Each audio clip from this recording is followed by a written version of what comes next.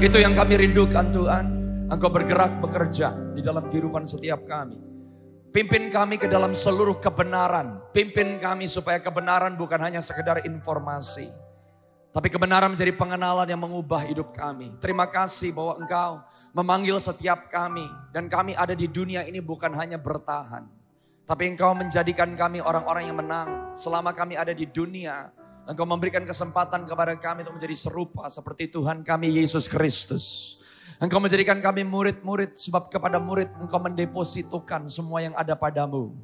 Dan kebanggaan seorang murid bukan apa yang kami bisa terima, tapi apa yang kami bisa lakukan dan berikan kepada Tuhan, kepada Tuan, kepada Raja yang kami sembah dan yang kami ikuti. Bapak, aku berdoa di dalam nama Yesus, biar hari ini firman-Mu memberikan kepada setiap kami landasan untuk kami berpijak. Supaya firman-Mu yang menerangi jalan-jalan kami. Sebab firman-Mu adalah pelita bagi kaki kami dan terang bagi jalan-jalan kami. Dengan rendah hati kami berdoa, Roh Kudus buka mata kami supaya kami dapat melihat. Buka telinga kami supaya kami dapat mendengar. Buka hati kami supaya kami dapat menangkap dan pikiran kami memahami apa yang Roh Kudus mau sampaikan kepada kami lewat kebenaran firman-Mu. Dan kami sungguh percaya bahwa Engkau yang telah memulai pekerjaan yang baik di dalam setiap masing-masing kami. Engkau Tuhan yang sama, yang setia, yang menyelesaikannya untuk hormat dan kemuliaan nama-Mu. Come on, angkat tanganmu tinggi-tinggi. Beberapa detik katakan, I love you Lord Jesus. Somebody just worship Him. Kami buka mulut kami untuk menaikkan syukur kami Tuhan. Untuk semua hal yang Kau sudah, sedang, dan akan terus kerjakan di dalam kami. Holy Spirit come. Holy Spirit come. Holy Spirit transform. Ubahkan setiap kami Tuhan. Jadikan kami seperti Engkau. Kami hidup untuk masa yang seperti ini. Terima kasih. Terpuji nama-Mu. Dari kekal sampai kekal. Selama-lamanya di dalam nama Tuhan Yesus. Setiap saudara yang siap untuk menerima kebenaran firman, sama-sama katakan amin. Come on, berikan tepuk tangan yang meriah buat Tuhan Yesus. Praise the Lord. Silakan duduk saudara. Selamat siang dan shalom. Haleluya, saudara mengucap syukur ada di dalam rumah Tuhan, amin. Saya mengasihi Pastor Andi, saya mengasihi Pastor Lia dan seluruh pastoral team Grow Community Church. Saya percaya saudara sedang dibawa oleh Tuhan untuk masuk kepada rencana rancangan Tuhan. Dan semakin hari semakin didewasakan untuk semakin seperti Kristus, amin. Mari buka firman Tuhan bersama-sama dari Yohanes pasal yang ke-21. Saudara, tadi pagi saya berkhotbah sesuatu yang berbeda. Saya berdoa Roh Kudus menolong saya di setiap ibadah saya akan menyampaikan pesan yang berbeda-beda. Di ibadah yang pertama saya memberikan gambaran perbedaan antara Yudas Iskariot dan Petrus. Kenapa Yudas Iskariot gagal dan Petrus berhasil? Bukan karena Tuhan pilih kasih. Yudas Iskariot gagal karena Yudas Iskariot memilih untuk bunuh diri, saudara. Seringkali yang membuat saudara dan saya gagal di dalam perjalanan iman kita bukan karena Tuhan Yesus gak setia. Tapi seringkali kita bunuh diri, kita stop, kita quit, kita menyerah, kita meninggalkan Tuhan sebelum waktunya. Petrus sebetulnya melakukan yang lebih buruk dari yang dilakukan oleh Yudas Iskariot. Yudas Iskariot satu kali dia menyerahkan Tuhan Yesus, tapi Petrus menyangkali Tuhan selama 3 kali. Tapi Petrus didoakan oleh Tuhan Yesus. Orang percaya yang berdoa itu biasa, tapi waktu Tuhan saudara berdoa buat saudara itu luar biasa.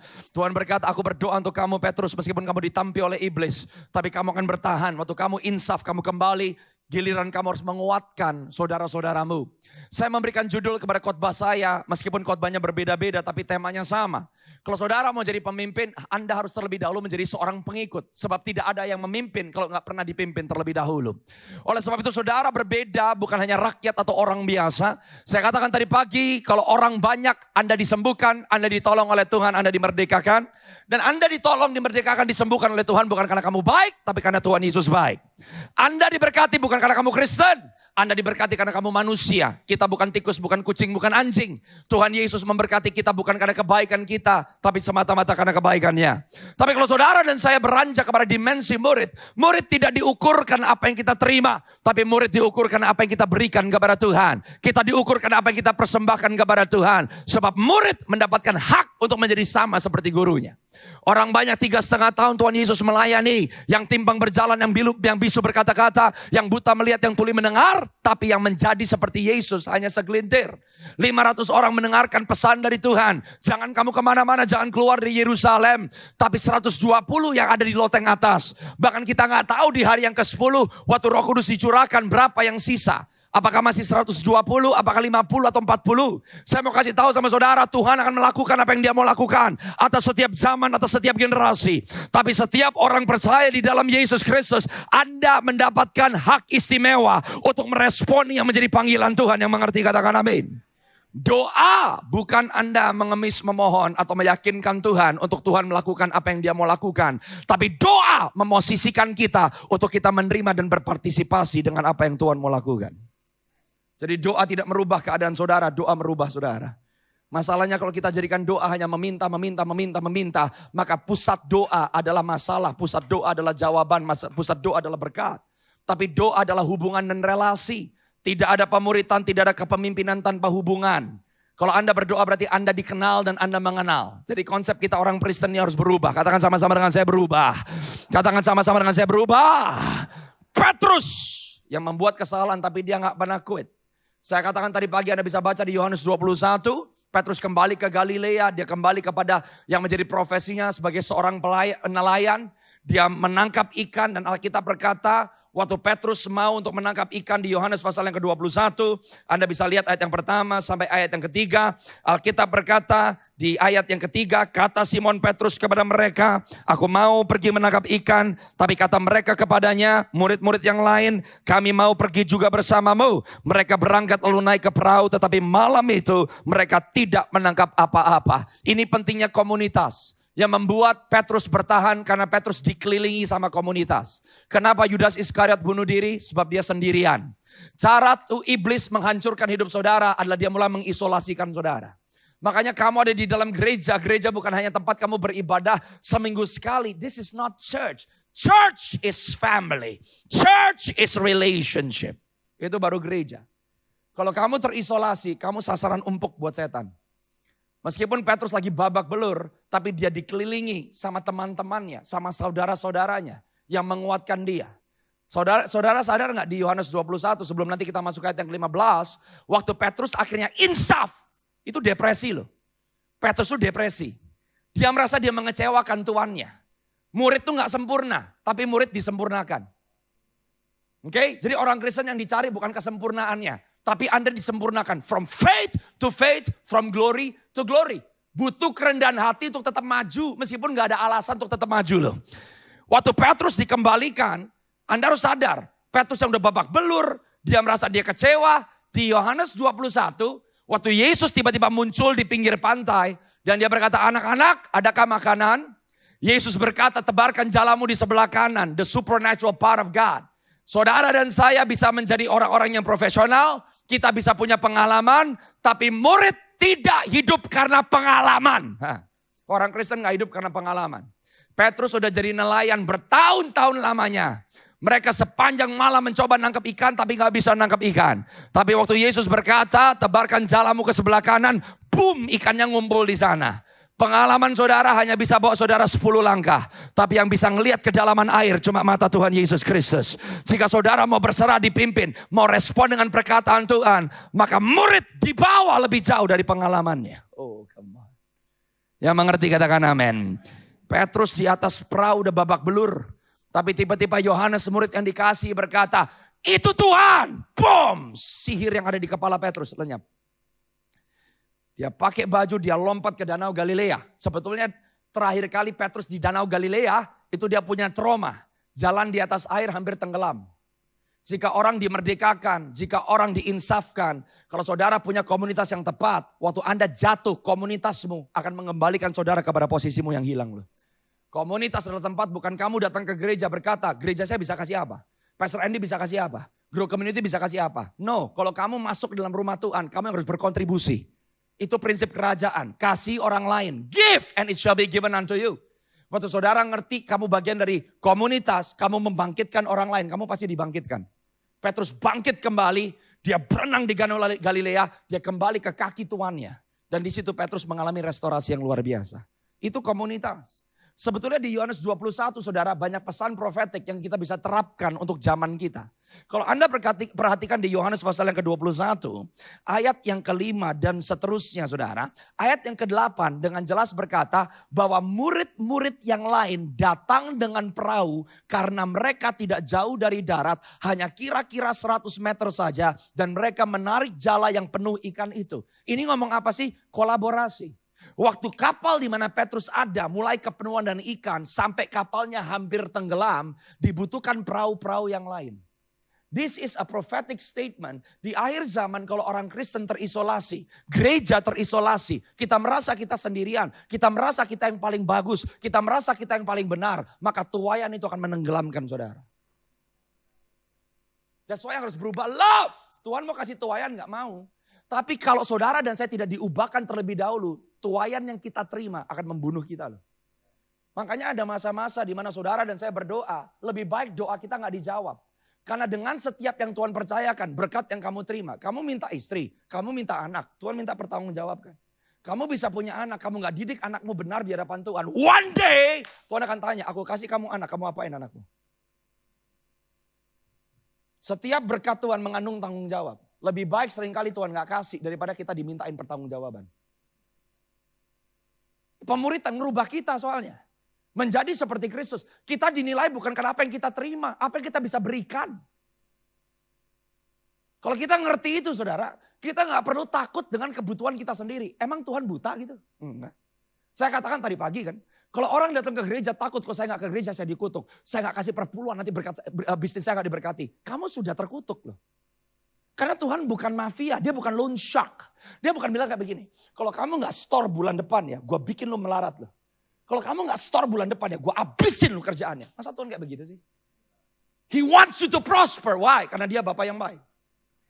Tapi saudara melayani Tuhan, Anda memberi yang terbaik, Anda menyembah Tuhan. Bukan karena kamu mau terima sesuatu dari Tuhan. Namanya orang menyembah Tuhan, kamu gak dikasih, dia tetap Tuhan yang baik. Kalau kita gak bisa seperti Sadrak, Mesak, dan Abednego mati loh. Sekalipun Tuhan gak tolong, kami gak akan sembah.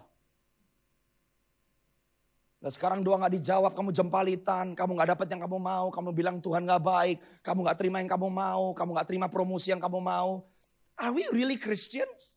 Kalau kita anak-anak Allah dan kita adalah pengikut Kristus, yang diutamakan Kristus bukan kita. Murid! Jadi sama seperti gurunya. Apa yang gurunya lakukan, kamu bisa lakukan. Dan apa modal yang dikasih oleh Tuhan Yesus? Rela mati. Sampai kehilangan semuanya. Harta murid adalah kehilangan segala sesuatunya. Demi Kristus yang kita kejar. Tapi sekarang kekristenan udah kayak begitu. For me, mine, my blessing, my money, my job. Gak dapat jempalitan. Saudara sadar gak? Yudas Iskariot ngibrit bunuh diri. Petrus dia ngadepin loh. Tolong dibuka buat saya terlebih dahulu. Kisah Rasul 4 ayat 7. Saya mau kasih lihat bedanya kalau Anda dimuridkan. Saya ngomong tadi pagi. Saudara pikir sebelum Tuhan memilih Yudas Iskariot. Tuhan udah tahu gak kalau Yudas Iskariot punya problem sama duit? Tahu. Tetap dijadiin bendahara. Saudara tahu setiap kita tuh terima kesempatan. Kesempatan tuh apa? Diubahkan. Dia intervensi loh.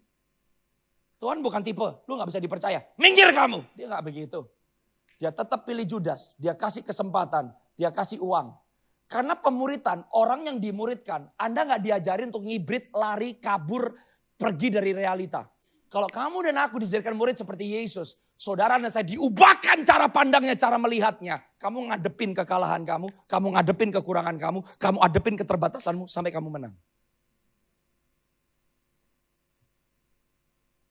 Petrus takut mati. Dia takut mengalami yang Yesus alami. Waktu dia diubahkan karena dia gak give up di tengah jalan. Lihat nih. Lalu Petrus dan Yohanes dihadapkan kepada sidang itu dan mulai diperiksa. Dengan pernyataan ini, dengan kuasa manakah? Atau dalam nama siapakah kamu bertindak demikian itu? Lihat ayat yang ke-8. Karena Petrus dipenuhi oleh Roh Kudus. Maka jawab Petrus penuh dengan Roh Kudus. Orang kepenuhan Roh Kudus gak cuma kalau kamu penuh dengan Roh Kudus, kamu punya yang namanya keberanian ilahi. Orang yang penuh dengan Roh Kudus. Dulu kamu pecundang, kamu sekarang bukan pecundang. Orang yang punya Roh Kudus, cara melihat kamu berbeda. Orang yang sama yang dulu takut mati, sekarang menghadapi kematian dengan penuh kemenangan. This is the power of community. Ini namanya Anda dimuridkan untuk jadi seperti dia. Saudara mau tahu ciri khas gereja mula-mula? Masih di Kisah Rasul 4, coba lompat buat saya ke ayat yang ke-31. Ini mantap ini. Saudara tahu pencurahan Roh Kudus di kitab Kisah Para Rasul, itu ada 2 kali terjadi loh. Kisah Rasul 2, pencurahan Roh Kudus, orang-orang menerima lidah api di atas kepala mereka. Rasul-rasul mengadakan banyak mujizat termasuk Petrus. Ketika mereka sedang berdoa, ini yang kedua. Goyanglah tempat mereka berkumpul dan mereka semua penuh dengan Roh Kudus. This is discipleship. Tuhan gak puas cuma memakai 12 orang, dia gak puas cuma 120. Kalau saudara dimuridkan, Anda dijadikan sama seperti Tuhan. Jangan puas jadi jemaat, gak ada gunanya jadi jemaat, duduk terus gak bisa bikin apa-apa. Keluarga babak belur, pernikahan babak belur. Hanya merasa yang penting saya kasih perpuluhan, datang ke gereja, ya ogah-ogahan, nyanyi gak mau, dengar suara Tuhan gak bisa. Terus yang penting saya mati masuk surga. Tunggu dulu, kemungkinan besar neraka tempatmu. Karena yang ditebus sama Tuhan bukan tempat tinggal, yang ditebus orang. Jadi kamu mengalami surga di bumi. Kalau nunggu mati dulu, telat. Kamu percaya kamu bakal masuk ke surga? Tapi pernikahanmu kayak neraka. Hubungan suami istri kayak neraka. Orang tua sama anak kayak neraka. Kamu pekerjaan tipu sana, kamu tipu sini. Kamu bisnis semuanya kamu pegang gagal. Itu lebih mirip neraka bukan surga. Yang dia tebus hidupmu selama saudara dan saya masih hidup di bumi ini. Kalau kamu diubahkan sama seperti Yesus. Kamu mau kehilangan nyawamu supaya Yesus yang makin lama makin nampak dalam hidupmu. Maka selama kamu hidup, kamu kan berhasil dan apa yang kamu pegang pasti jadi loh. Masalahnya sekarang kita suka membandingkan diri dengan orang lain. Kalau Anda baca di rumah Matius 25 tentang talenta. Ada yang punya 1 talenta, punya 2 talenta, punya 5 talenta. Yang 1 talenta dikubur, yang 2 jadi 4, yang 5 jadi 10. Betul? Tuhan bilang, kamu yang punya 1 talenta kamu kubur, kamu hamba yang jahat, pergi kamu. Yang 2 jadi 4, yang 5 jadi 10. Alkitab mencatat bahwa yang 1 talenta diambil sama sang Tuhan. Dikasih yang ke siapa saudara? Bukan yang 2 dari 4 loh, dikasih yang 5 jadi 10. Waktu saya baca ayat itu saya bertanya, Tuhan kenapa gak dikasih yang 2 jadi 4? Kalau sekarang 2 yang jadi 4 tambah 1 jadi 5. Dia multiplikasikan 5 bisa jadi 10. Adil. Dan Tuhan jawab saya, yang dinilai oleh Tuhan bukan kapasitasmu. Yang dinilai oleh Tuhan adalah kesetiaanmu. Kapasitasmu dengan orang lain bisa berbeda. Tapi yang menjadi penilaian surga adalah kesetiaanmu. Kamu gak perlu ngiri dengan apa yang orang lain punya. Yang kamu punya mungkin lebih kecil. Yang kamu punya mungkin lebih besar. Tapi yang dinilai oleh surga adalah kesetiaanmu. Kapasitas orang tetap berbeda-beda. Dan Tuhan tidak pernah minta kita untuk jadi seperti orang lain. Tapi Tuhan minta kita mempertanggungjawabkan apa yang sudah dipercayakan kepada kita. Jadi ada orang yang bakal lebih hebat dari saudara gak? Ada. Ada orang yang lebih kecil dari saudara? Pasti ada. Karena kapasitas orang masing-masing. Tapi yang dinilai oleh Tuhan bukan kapasitas. Yang dinilai oleh Tuhan adalah kesetiaan. Apa yang ada padamu. Karena Tuhan tidak pernah memulai dengan apa yang tidak ada padamu. Dia selalu memulai dengan apa yang ada padamu. Tuh. Yang mengerti katakan amin. Sekarang balik coba ke Yohanes 21 ayat yang ke-15. Dengan cepat, saya ada 14 menit. Saya mau jelasin sama saudara, ada 3 tahap pemuritan saudara. Oke? Kalau kamu mau memimpin, kamu harus belajar ikut Yesus. Tapi kalau kamu mau ikut Yesus, kamu harus tahu. Sebetulnya yang Tuhan tawarkan adalah kehidupan yang gak enak buat daging kita loh. Semakin kamu ikut Tuhan, kamu harus rela kehilangan semuanya. Kamu harus rela kehilangan semuanya, harus rela. Jangan sampai sekarang kita diracuni. Kalau saya anak Tuhan berarti saya harus punya semuanya. Enggak, Alkitab gak ngajarin kayak begitu. Apa yang Tuhan sudah percayakan kepada saudara selama Anda masih dipercaya, pertanggungjawabkan dengan baik-baik. Sebab upahmu datangnya dari Tuhan, bukan dari dunia ini. Keselamatan saudara dan saya adalah hadiah. Hadiah dan upah berbeda, hadiah gratis. Gak ada orang bekerja untuk hadiah. Tapi hadiah keselamatan kita dari Yesus Kristus Tuhan kita, meskipun gratis bukan berarti murahan.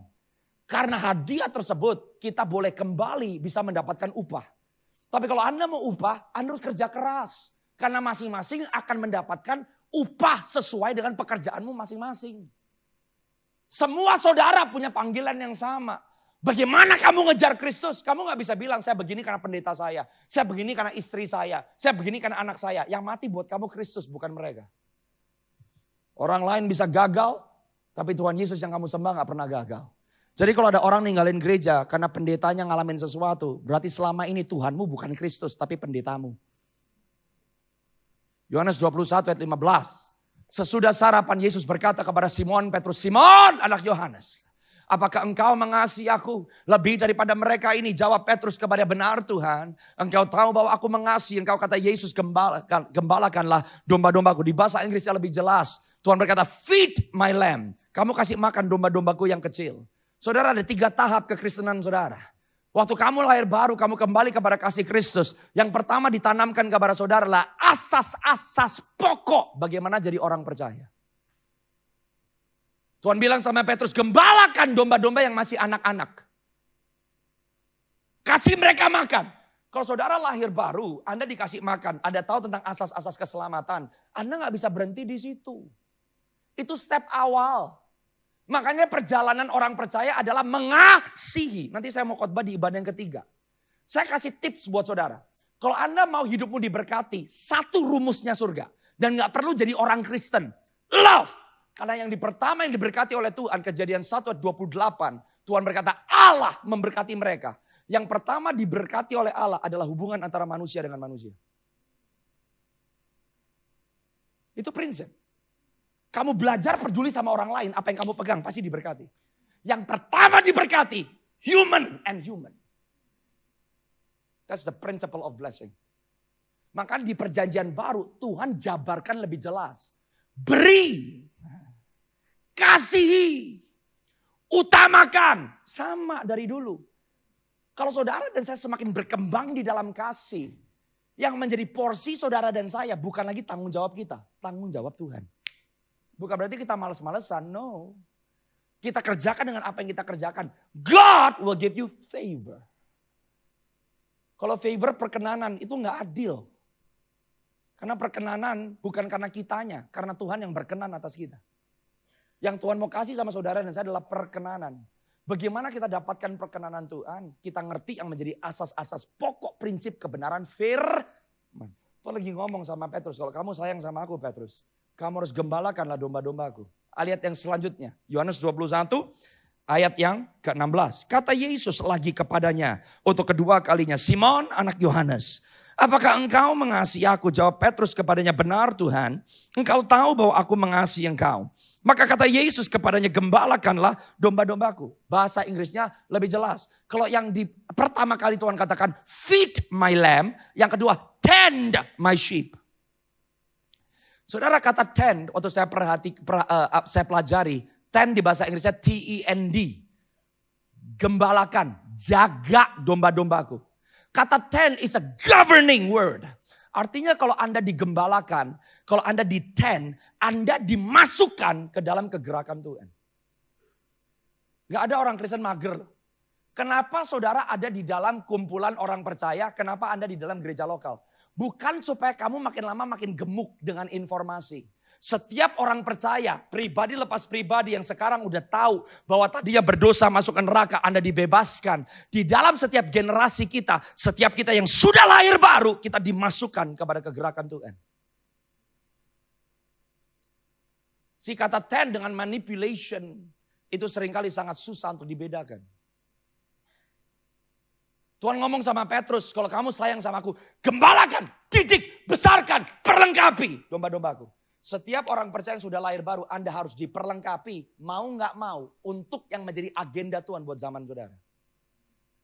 Gimana latihannya? Di gereja lokal. Jadi kalau ada orang datang ke gereja, gua gak mau tahu yang sakit siapa, yang butuh pelayanan siapa, orang lapar siapa, gak mau tahu. Yang penting me, kamu bukan Kristen. Kamu bukan murid. Masuk dalam kegerakan Allah. Nanti saya mau bukain sama saudara. Kalau Anda mau menang dalam hidupmu, Anda harus ngerti. Bagaimana artinya Anda follow Christ. Yang nomor 3, ketiga kalinya Tuhan berkata kepada Petrus, Petrus kalau kamu mengasihi aku, feed my sheep. Kasih makan domba-domba besarku. Intinya ayat 18 saudara, perhatikan ayat yang 18. Kenapa? Yang di level ketiga. Kamu kasih makanan yang dewasa, kamu kasih makanan keras. Bukankah Rasul Paulus mengajarkan, jangan sampai kita udah gede tapi bisanya cuma dikasih susu. Kamu gak bisa terima makanan keras. Saya temukan di Yohanes 21 kepada Rasul Petrus, Tuhan ajarin makanan susu itu apa. Kalau kamu dibangun, kenapa kamu ada di dalam komunitas. Kamu bergerak di dalam kegerakan Tuhan dalam zamanmu. Supaya kamu bisa dikasih makan makanan yang keras. Apa makanan kerasnya? Ayat 18. Aku berkata kepadamu sesungguhnya. Ketika engkau masih muda, engkau mengikat pinggangmu sendiri. Engkau berjalan kemana saja kau kehendaki. Tetapi jika engkau sudah menjadi tua, engkau akan mengulurkan tanganmu. Orang lain mengikat engkau. Membawa engkau ke tempat yang tidak kau kehendaki. Maturity.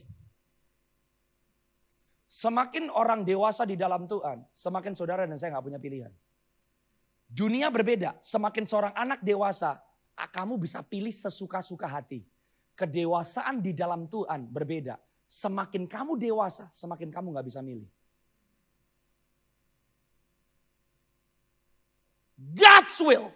Saudara sadar loh. Waktu Yesus dicobai, waktu dia memulai pelayanannya, ada 2 pencobaan yang dia alami. Yang pertama di padang gurun. Tolong siapin buat saya Markus 1 ayat 12 dulu. Waktu Yesus ada di padang gurun, Anda harus sadar. Waktu Yesus di padang gurun, yang muncul di depan Yesus setan. Betul ya? Setan muncul untuk mencoba Yesus sebelum dia memulai pelayanannya. Tapi sebelum Yesus melakukan tugas utamanya dia datang ke bumi. Yaitu mati di atas kayu salib. Dia melawan bukan setan lagi, dirinya sendiri di Taman Getsemani. Musuh terbesar seorang murid bukan setan. Musuh terbesar seorang murid adalah dirimu sendiri.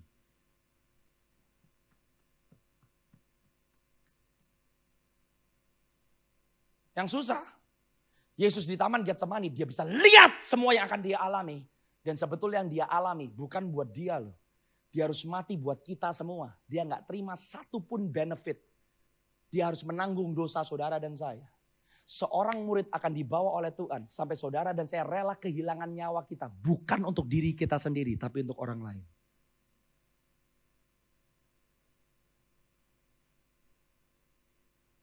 Sesudah itu roh. Saya suka terjemahan saya di Markus 1 ayat 12. Bukan memimpin. Roh memaksa.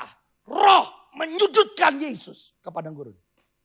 Orang yang kepenuhan roh. Anda akan dibawa ke tempat yang kamu gak mau. Anda bisa baca di rumah Matius 16, 23, 24. Bagaimana kalau kamu mau ikut Tuhan? Sangkal diri dan pikul. That's it. That's the mark of a disciple. Jadi kalau saudara dan saya di dalam komunitas kerajaan Allah. Kita sama orang Kristen kita gak bisa ngampunin. Mana mungkin kita bisa mengampuni musuh kita. Saudara tahu musuh itu siapa? Musuh itu memancung kepalamu. Musuh benci sama Yesusmu. Musuh mau kamu mati.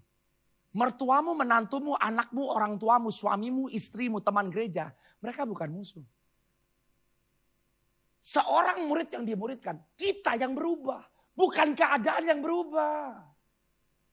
Jadi sekarang kalau kita datang ke gereja. Pekerjaanku, masa depanku, anakku, berkatku. Stop. Keadaanmu bisa berubah tapi kita gak berubah loh. Saudara sadar gak sih kita itu duta besar? Gak ada duta besar Republik Indonesia dikirim ke negara manapun melarat. Gak ada. Karena siapa yang tanggung jawab sama kamu? Negara. Saudara dan saya adalah duta besar kerajaan Sor. Jadi makananmu, tempat tinggalmu, masa depanmu, anakmu, cucumu, sekolahmu, pekerjaanmu. Tanggung jawabnya siapa? Tuhan. Haleluya. Tapi kenapa Anda ada di bumi? Anda merepresentasikan kerajaan yang kamu wakili. Kalau saudara dan saya mengikuti yang menjadi track Tuhan. Keselamatanmu, kenyamananmu. Itu tanggung jawab Tuhan. Petrus mengalami perubahan. Yang dia mau jaga adalah nyawanya sendiri. Tapi waktu dia berubah. Dan dia belajar mengasihi Tuhan. Kamu gak bisa mengasihi Tuhan kalau kamu gak mengasihi orang lain.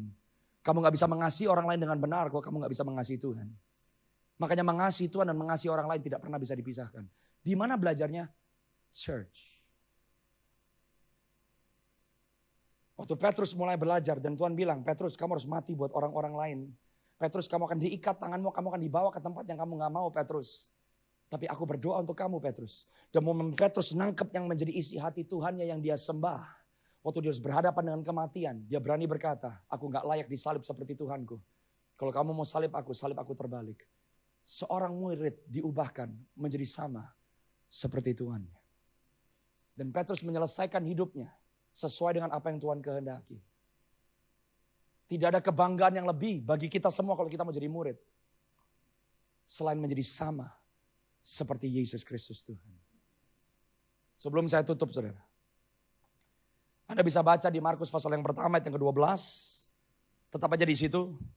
Anda bisa baca di Lukas 3, Anda bisa baca di Matius pasal yang ketiga. Tapi saya stay di Lukas. Segera sesudah itu roh mendesak dia ke padang gurun. Ini terjemahan saya nih, Alkitab ini. Di padang gurun itu selama 40 hari ia dicobai oleh iblis. Ia tinggal bersama dengan binatang-binatang liar dan malaikat melayani dia. Malaikat melayani dia. Coba buka satu lagi buat saya, Lukas pasal yang ketiga ayat yang ke-21. Anda nangkap sesuatu? Saya cuma ada 2 menit tapi saya mau tanamkan sesuatu. Mungkin saya run over 5 menit. Bear with me saudara. I want you to catch this. Perhatikan Lukas pasal yang ketiga. Ayat yang ke-21.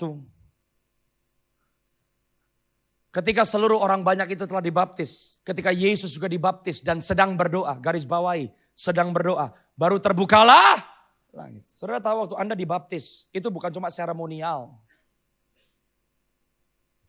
Kamu gak bisa memimpin kalau kamu gak pernah ngikut. Yesus harus dibaptis sama ciptaannya sendiri. Yesus memberikan contoh. Artinya Anda dibaptis bukan cuma seremoni. Gak ada gunanya Anda dibaptis kalau kamu gak mau dimuridkan. Dan seringkali titik awal pemuritan adalah kamu belajar tunduk kepada otoritas orang lain. Yang nomor 2 doa. Kalau kamu mau surga terbuka atas kepalamu ada 2 yang kamu gak bisa hiraukan. 1, taat. Yang kedua doa. Doa bicara tentang hubunganmu secara pribadi dengan Tuhan. Tapi ketaatan bicara tentang kamu. Bagaimana kamu menggabungkan dirimu kepada tubuh Kristus. Yesus dipenuhi oleh roh. Katakan sama-sama dan saya dipenuhi oleh roh. Dia dipimpin ke padang gurun. Dia harus mati. Saudara. Kata dicobai dan diuji itu sama. Iblis mencobai. Kalau dia mencobai, dia mau saudara jatuh.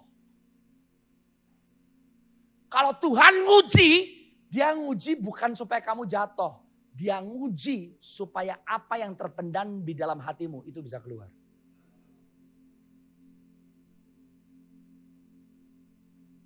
Murid pasti lewat ujian. Kamu gak bisa skip. Tapi Tuhan nguji bukan supaya kamunya jeblos. Dia nguji bukan supaya, lihat tuh jatuh gak lu. Nah, dia nguji supaya emas yang terpendam, dia bisa tarik keluar. 3 hal yang dialami Yesus di padang gurun dengan cepat. Setan tahu gak kalau Yesus puasa? Tahu. Yang pertama yang dicobai. Kalau kamu anak Allah, kalau kamu anak Allah, kalau kamu anak Allah, kalau kamu anak Allah. Waktu Yesus dibaptis, ada 2 hal yang terjadi. Roh Kudus turun. Yang kedua, surga terbuka, suara Bapa keluar. Inilah anakku yang kepadanya aku berkenan. Kalau kamu mau dimuridkan, kamu terima kuasa dan kamu terima otoritas.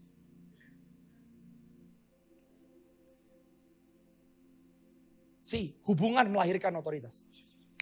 Kalau kamu ngerti bagaimana tunduk di dalam gereja lokal, kamu ngerti ketaatan, kamu ngerti submission. Submission, humility is the doorway to authority. Kamu dipercaya supaya kamu bisa mempercayakan orang lain. That's the secret of discipleship. The moment Yesus masuk ke padang gurun, yang dicecer sama iblis adalah jika kamu anak Allah, jika kamu anak Allah, jika kamu anak Allah. Yesus sudah dengar loh suara Bapa, anak. Jika kamu anak Allah, jika kamu anak Allah, jika kamu anak Allah.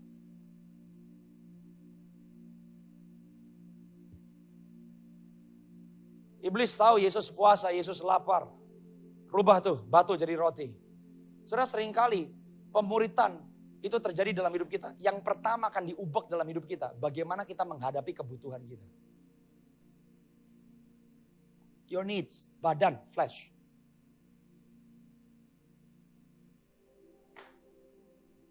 Yesus ada tertulis, ada tertulis, ada tertulis. Firman baru bisa masuk dalam hidup kita. Waktu kita operasi, melangkah, berjalan dengan firman. Yang nomor 2, setan ngomong kayak begini. Karena ada tuh di Mazmur 91.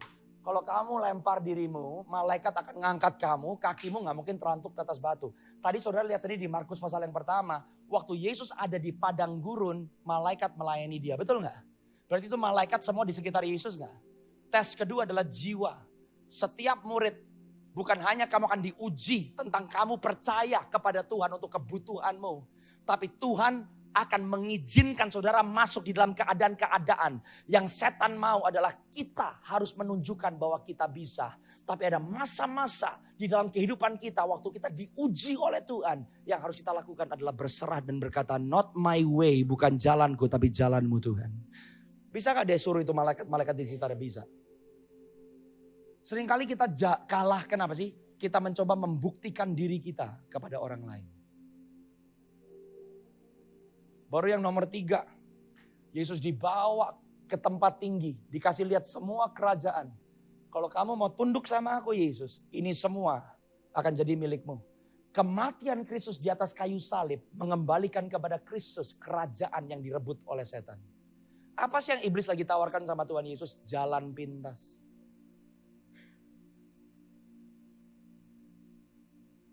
Peperangan hidup saudara dan saya itu satu. Siapa yang kamu sembah? Suruh sembah setan, gak mungkin mau. Pertanyaannya, kamu mau sembah Tuhan atau kamu mau sembah dirimu sendiri? Murid, nyembah Tuhan. Kalau kita gak mau dimuridkan, seringkali kita sembah kenyamanan kita. Kita sembah reputasi kita. Kita sembah ego kita. Dan itu yang menjadi ilah. Grow Community Church ibadah yang kedua. Kalau kamu mau menjadi seperti Tuhanmu, kamu harus ikutin apa yang diajarkan oleh Tuhan Yesus. Do you love me? Sebelum saya ajak saudara berdiri, saya mau saudara ambil beberapa detik. Pikir, do I love Jesus? Kalau Anda tanya, does Jesus love me? Gak usah dipertanyakan. Yes! Buktinya apa? Dia kasih semuanya. Tapi saya ajak Grow Community Church ibadah yang kedua. Do you love Jesus? If you love Jesus, what will you give? Apa yang kamu mau kasih buat Yesus? Tidak ada api kalau gak ada korban. Yang bisa mendatangkan api hanya Tuhan. Tapi yang menaruh korban harus kita.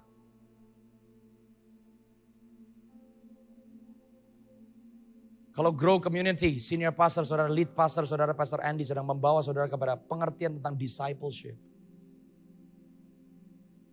Ini adalah titik awal di mana saudara selama kamu hidup siapapun engkau. Kamu bisa berpartisipasi bersama dengan Tuhan untuk melakukan perkara-perkara yang besar. Tapi kehidupan kita dimulai waktu kita rela kehilangan semuanya.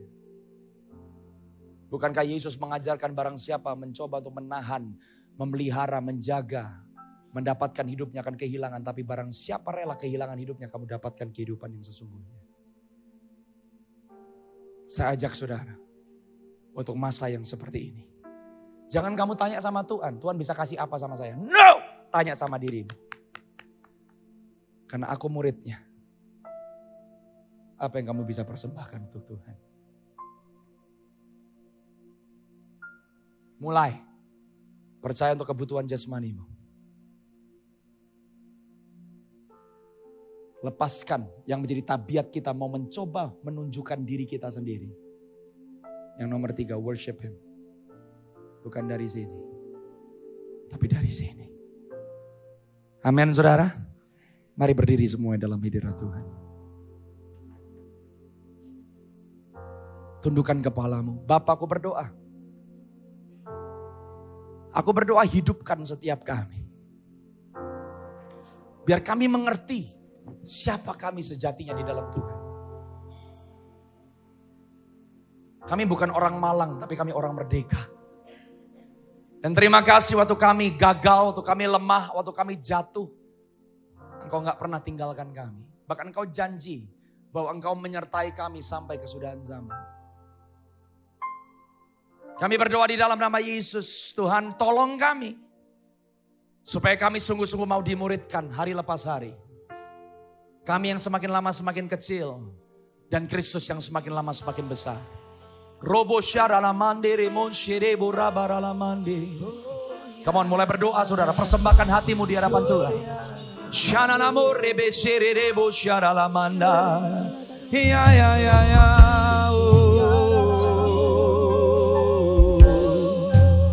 Ya.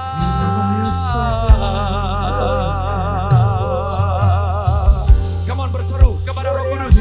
Minta pertolongannya yang ajaib. Biar kami yang semakin kecil dan Engkau yang semakin besar, Tuhan.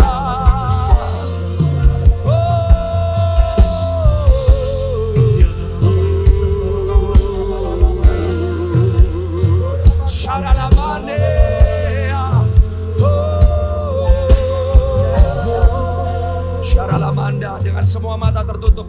Kalau engkau sungguh-sungguh mau taruh hidupmu di atas altar, angkat tanganmu tinggi-tinggi di hadapan Tuhan. Aku mau berdoa buat engkau. Tuhan, kau melihat setiap tangan yang terangkat. Hati yang hancur, hati yang remuk. Tidak pernah Tuhan hiraukan. Dan hari ini kami datang with brokenness before you, Lord. Kami sadar bahwa iman kami gak kuat seringkali. Kami sadar seringkali kami gagal seperti Petrus. Tapi hari ini berikan kepada kami satu tekad yang bulat. Sekali Yesus, selamanya Yesus dan tidak pernah berubah. Ajari kami Tuhan supaya yang kami kejar bukan kenyamanan kami. Yang kami kejar bukan yang kami mau. Tapi yang kami kejar adalah untuk menjadi seperti Tuhan kami. Roh Kudus yang turun atas Tuhan Yesus adalah Roh Kudus yang sama yang ada atas kami. Tuhan, jadikan kami seperti gereja mula-mula. Ditekan tapi gak bisa mati. Dipojokkan tapi gak bisa mati. Bahkan di tengah-tengah aniaya sekalipun, di situ iman kami semakin bercahaya. Dan kuasa Tuhan yang besar meliputi kami. Terima kasih bahwa selama kami hidup di dunia ini, Tuhan yang bertanggung jawab atas kami. Dan panggilan kami adalah satu, bukan untuk mempertahankan hidup kami sendiri, tapi memperjuangkan iman dan kebenaran. Supaya kami berkata bukan kami lagi, tapi Engkau Tuhan yang harus nampak lewat setiap kami. Aku berdoa Tuhan untuk setiap hamba-hamba-Mu yang melayani, yang bekerja, yang punya bisnis, yang di rumah. Apapun yang Tuhan sudah percayakan, kapasitas kami berbeda-beda. Talenta kami berbeda-beda, karunia kami berbeda-beda. Tapi Tuhan memberikan kepada kami hati, identitas yang sama. Kami anak-anak kerajaan Allah. Tebusan Tuhan, imamat yang rajani, bangsa yang kudus, umat kepunyaan Allah sendiri. Dan Engkau menjadikan setiap kami bukan jadi orang-orang yang kalah, tapi kami bisa menang, kami bisa berhasil karena Tuhan yang ada di dalam kami. Hari ini aku berdoa, yang datang ke tempat ini lemah akan pulang berkata aku kuat di dalam Tuhan. Yang datang ke tempat ini miskin akan pulang berkata aku kaya di dalam Tuhan. Yang datang ke tempat ini sakit akan pulang aku disembuhkan oleh karena Tuhan. Haleluya.